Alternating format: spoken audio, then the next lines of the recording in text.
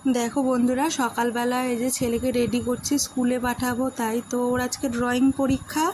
তার জন্য ধীরে সুস্থে আর কি করছিলাম। সকালবেলা আর কি পড়তে বসেনি, আমি নিয়ে বসাতে পারিনি, তাই বসেনি। ড্রয়িংয়ের জন্য তো অতটা চাপ নেই। তো একটা কথা হচ্ছে গিয়ে, আমার যদি সত্যি বিয়ে না হতো না, তাহলে আমি জানতামই না যে আমি দজ্জাল। আর দজ্জাল পদবিটা আমার এই শ্বশুরবাড়ির থেকেই পাওয়া। বিয়ে প্রত্যেকটা মেয়ে না অনেক আশা নিয়ে শ্বশুরবাড়িতে আসে।